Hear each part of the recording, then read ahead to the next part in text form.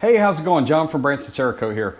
I'm gonna do a quick video that had a few questions anyway, of different ways of hooking things in the booth and hanging different items. So just give you a few quick tips and tricks on things I've just come up with over the years with different parts and things. Probably the first thing that we'll talk about is just, hooks. Cerakote has got a really good hook kit. It's made out of really good steel. They don't deform. They'll go through the oven hundreds of times and you'll not have an issue with them. About the only thing you'll run into is they'll get buildup on them of Cerakote that'll bake, and it'll get, just built up over time. This is what they call a J hook. It's got a crooked end and a J on the other end. Honestly, all I do is every once in a while when I start getting them built up, because I've got hundreds of them, I'll toss them in the sandblast cabinet. I'll sandblast 2 or 3 of them down at a time.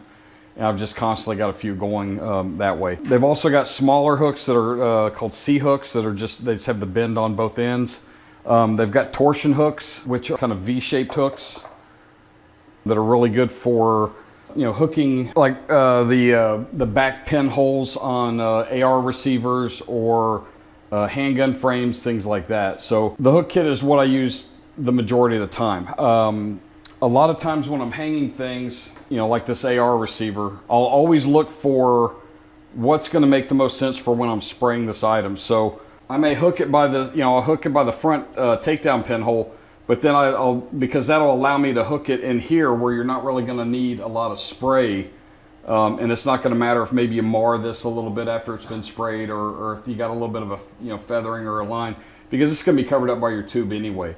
It's going to get plenty of coating on it. It just may not be pristine like you want the outside of the gun to be. So it's not going to matter, but then that allows me to turn this item, any way that I need it to spray.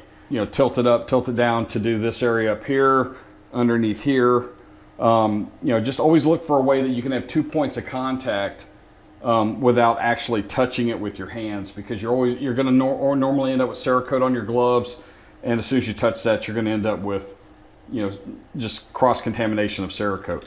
So, 95% of the time, it's just hanging it straight on hooks. Another really helpful thing, when you end up with something like a takedown pin that had the smaller takedown pin that doesn't have a hole in it, or some, like pistol pins that there's really no way to do a whole lot with them.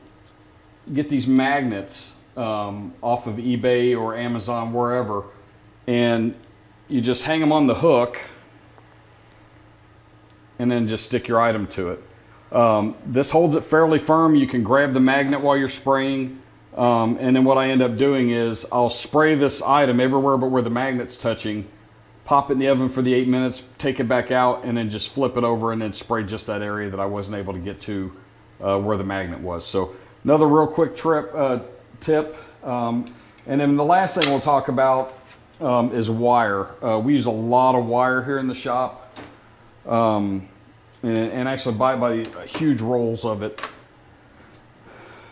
It's just simple, picture hanging wire, if you want to call it that. Just single strand, very flexible, but very tough. It'll hold a lot of weight. If you get something like the long pin on an AR that has the hole in the front, then a lot of times what I'll do is I'll just feed that through that hole and then give it a couple of twists at the top, hang that on a hook. And what that allows me to do is take it off the hook if I want to, and be able to manipulate that around. A lot of times, if you just spray right at it, the initial spray from the gun will flip this around, but if you start your spray off and come in, you'll be able to get plenty of coating on there. It may take a little bit of, feathering it on there, but you'll get plenty of coating on it. The other thing you can do, especially if you've got straight pins and things from pistols, is just wrap it around the middle 2 or 3 times and then twist it. And if you need to, just grab a pair of needle nose, grab it down in here and give it that one extra twist, and it'll hold that to where it won't move in that wire. And then the same thing, just twist the other end a couple of times and just twist it apart. And that gives you something to hang on your hook. And again, this will not move around when you're trying to spray it. So, you can spray that, move it all different ways, turn it upside down, it doesn't matter. And then you hang this in the booth. You'll end up with a little bit of area here. If it's a big deal to you, it's not a problem. You spray this, put it in for the 8 minutes, take it back out, cut the wire off, move down, wire it again, and then spray that area that you missed. But honestly, with pins and things that are going to be inside of a pistol or an AR that are going to get scuffed up pretty good anyway, it's just really not a big deal. Another quick tip, something I've run into that I would recommend, is wire things up before you even put them in your degreasing soak. Sorry, it's allergy season here. The reason why is it's just that much fewer times that you're actually touching this with, you know, bare hands, or if you're wearing gloves, whatever. And then also if you're sandblasting, it just doesn't get up the area that wire's coating, so there is still some protection underneath there. That's it for this video. Just like I said, just a few little tips and tricks on hanging things in the booth.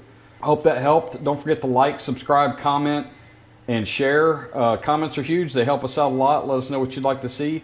If you need stencils, don't forget to check us out at BransonCerakote.com and click on the store link. Thanks a lot. Have a good one.